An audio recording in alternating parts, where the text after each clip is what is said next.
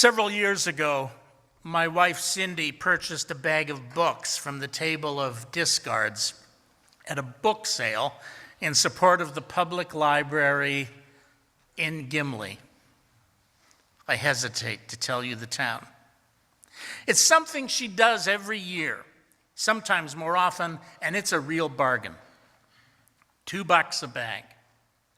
Kindling costs more, so you can never go wrong, even if the books you choose prove not to be worth the paper they're printed on, literally.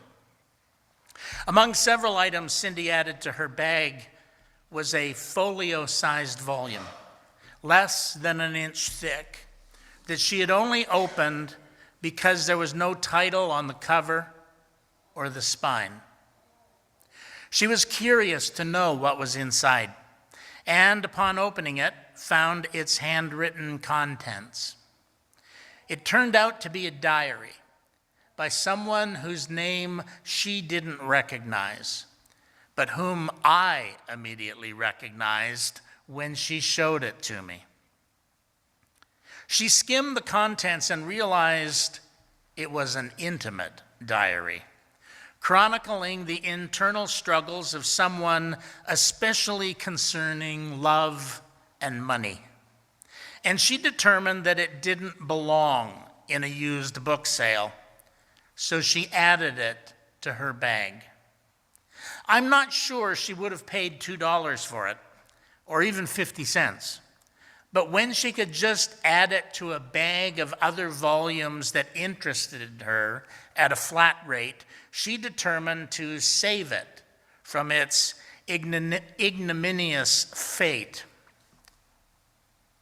She continued to read it while she waited for me to finish my research inside the library, still oblivious to the identity of the diary's author, but nevertheless willing to make some preliminary judgments about their character, as she later summarized their activities and angst for my benefit. Because the author's name meant nothing to her, they could have just as well been anonymous, and the diary itself was therefore something of a psychological curiosity to her. For me, it was a burden. It felt a little more uncomfortable to even glance at its contents, precisely because I recognized who wrote it. I would have preferred not to, and I found myself torn about how to dispose of it. Over the years, I have been entrusted with the personal and professional papers of several individuals, pastors and politicians, family members and friends, and I have always given the greatest care and consideration to the question of what to do with them once they were in my custody. Neither my mother nor my wife have believed that I have acted quickly enough to unburden myself of these collections of papers I have acquired. And I'll confess I still have some of Phil Peterson's personal papers, which I received in 1988, intending to pass them on to either the provincial or university archives. Most have arrived safely, but some of these papers are still in my custody.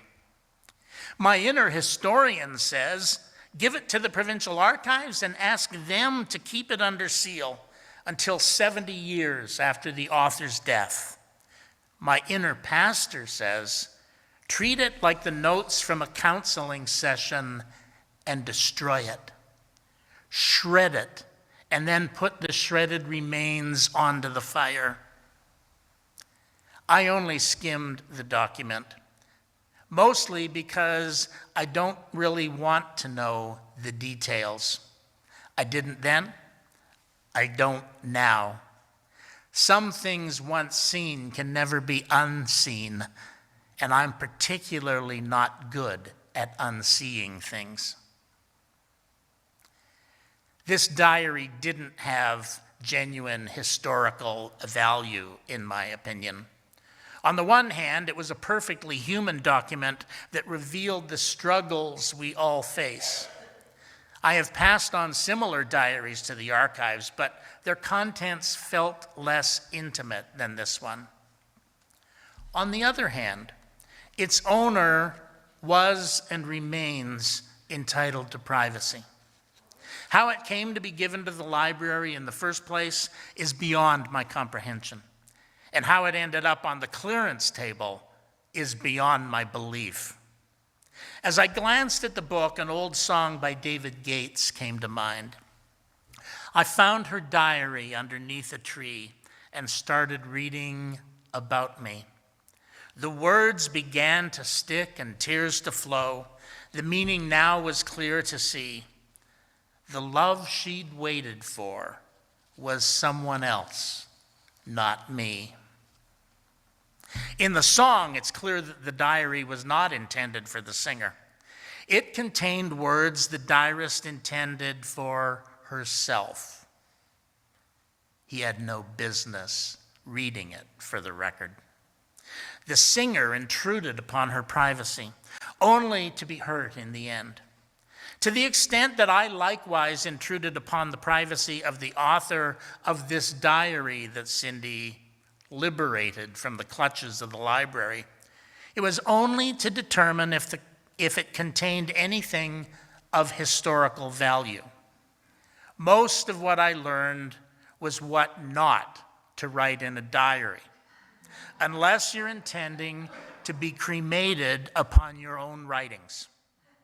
I've also learned that you shouldn't give your personal papers to the public library or the Children's Hospital book market without a signed agreement.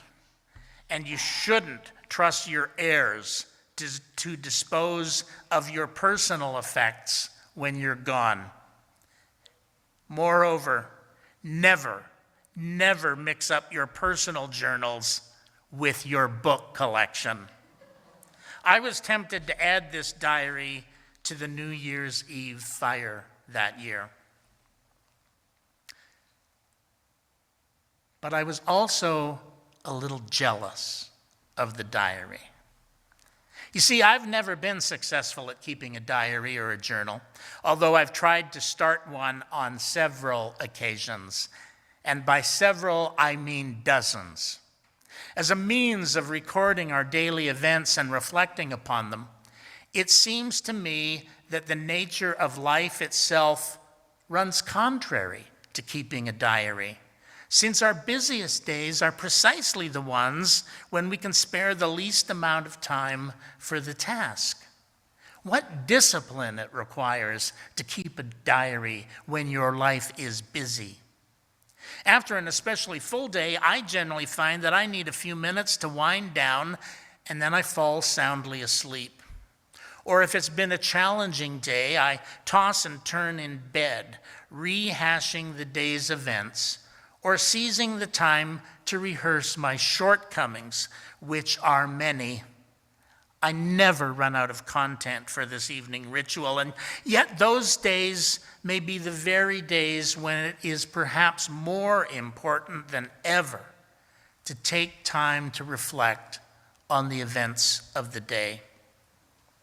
The Roman philosopher Seneca did seem to consider this kind of reflection at the end of the day, when the candle is out, so to speak, to be a kind of diarizing, even if it was an internal dialogue rather than an act of writing. It is my custom every night, so soon as the candle is out, to run over the words and actions of the past day, and I let nothing escape me, he wrote. For why should I fear the sight of my errors when I can admonish and forgive myself? Good for Seneca. At the end of each day, Seneca would reflect upon 4 questions before falling asleep. What infirmity have I mastered today? What passion opposed? What temptation resisted? What virtue acquired?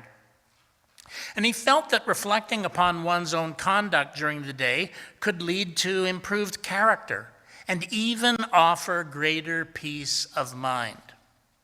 Our vices will abate on their own if they be brought every day to the shrift, he said.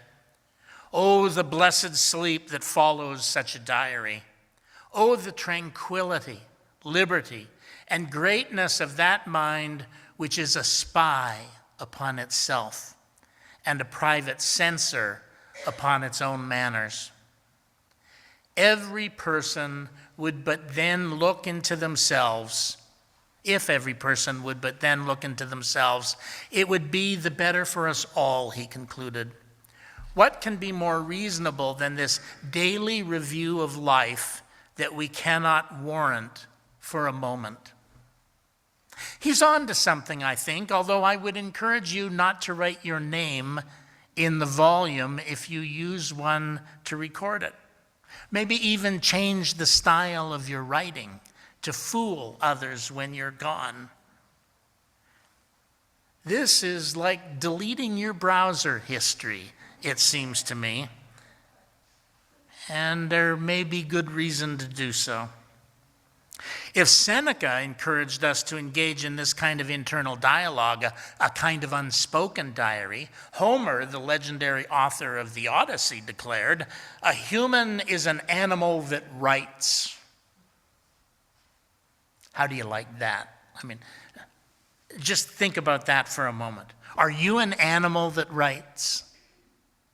Is that part of who you are? What do you write about? And the 18th century French naturalist Comte de Buffon said, to write well is to think well, to feel well, and to render well. It is to possess at once intellect, soul, and taste. So there's something to be said for writing things down in an effort to clarify one's own thought and values while reflecting deeply on the events of our lives. For the longest time, I functioned in primarily an oral fashion.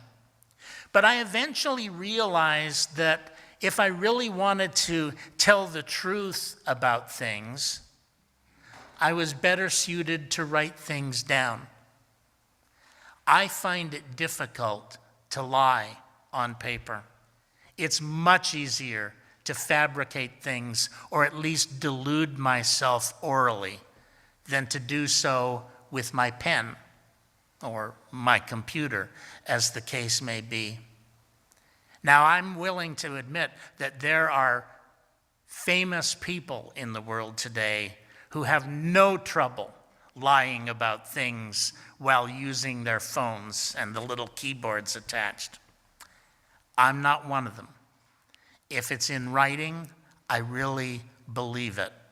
I've probably thought it out, and I have agonized over the nuance and precision necessary to say what I mean, but no more. It would be curious to discover who it is to whom one writes a diary, pondered Beatrice Webb. Possibly to some mysterious personification of one's own identity. It seems obvious to me that we write first and foremost to ourselves. Before I deliver a sermon, I have written things down to persuade myself that I have something relevant to say.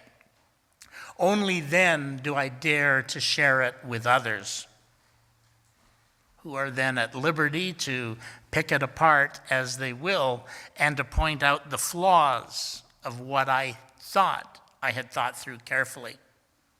Although I don't keep a diary, there is a sense in which social media, especially Facebook, has become my functional diary, and the privacy settings reveal my audience. Some postings, though only a few, are only for myself, and I trust Facebook to keep them private.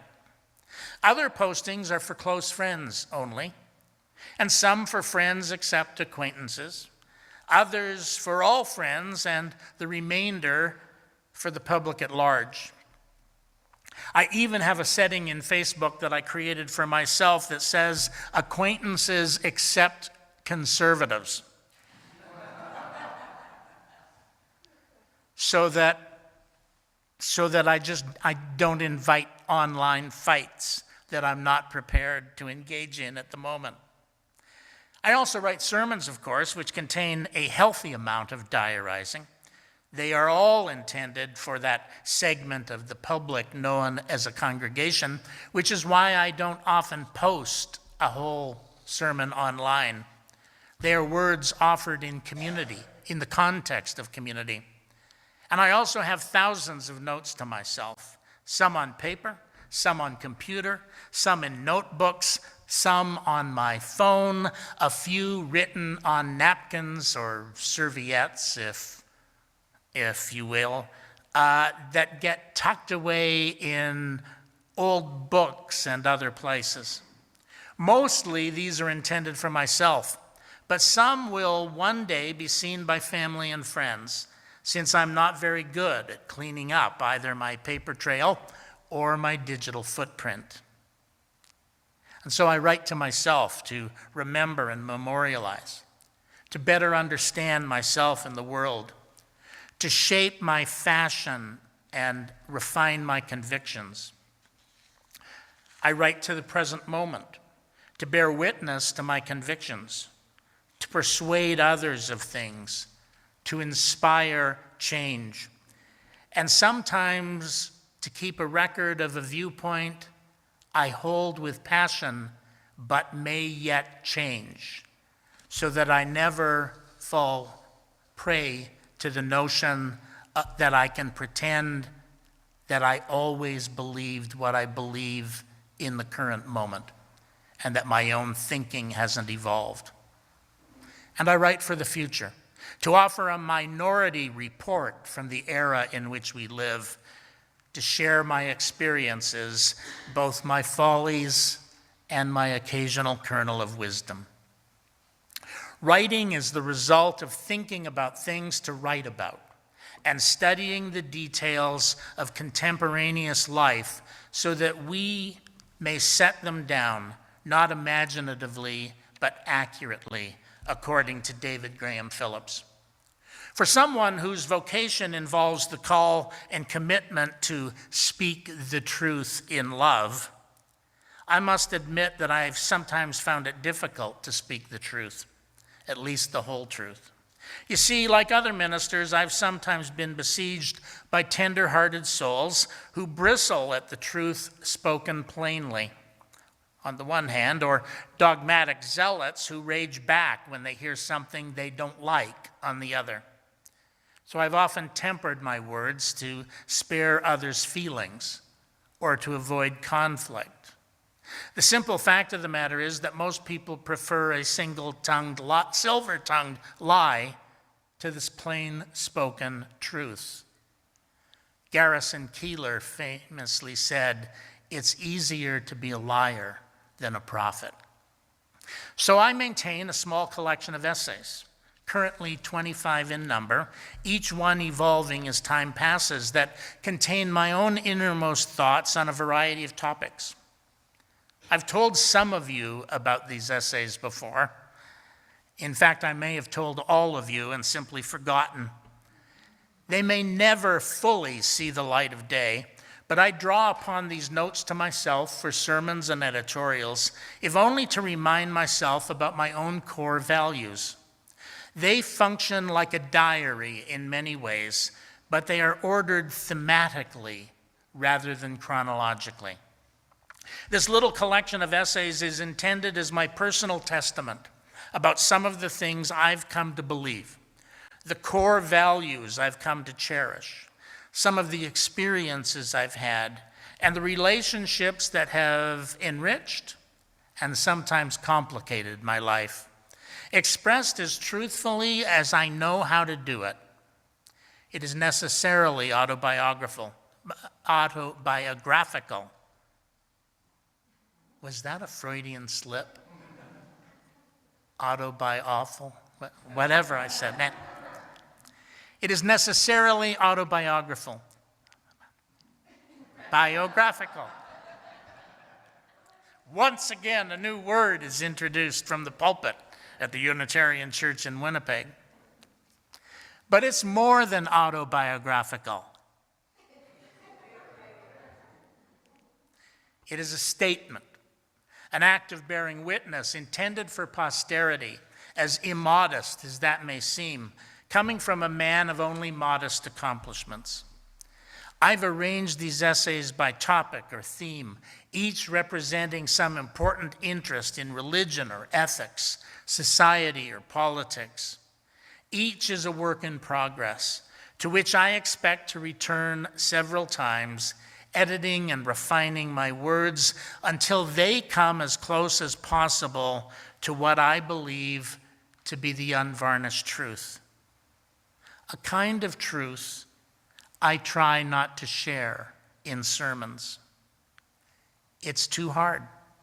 Some people write memoirs, others keep diaries or journals, and some leave ethical wills behind. This is my feeble effort to express the kind of beliefs and sentiments, recollections and appreciations which appear in these other types of creative expression. And so I write notes to myself. I have no idea what may become of them. Like most such writing, my varied notes to myself will likely be lost in time, since I have neither the fame nor the notoriety to warrant them ever being published. Although some of these writings may find their way into a dusty archive somewhere, where, who knows, 1,000 years from now they might be discovered by someone as if they had discovered my bones in the ground and might serve as some sort of study of social life in the middle of North America in the early 21st century. I hope they don't end up being sold for $2 in a bag at the library. Perhaps my grandchildren or other later descendants will be interested in them if they don't fall victim to the gentle art of Swedish death cleaning, which is the rage these days and which seems to be the guiding philosophy of both of my daughters, who have somehow experienced their parents as untidy. Like Beatrice Webb, I'm not sure to whom it is that I write. And it may well be that I write only to myself. But I like to think that I'm worth the attention. And so are you.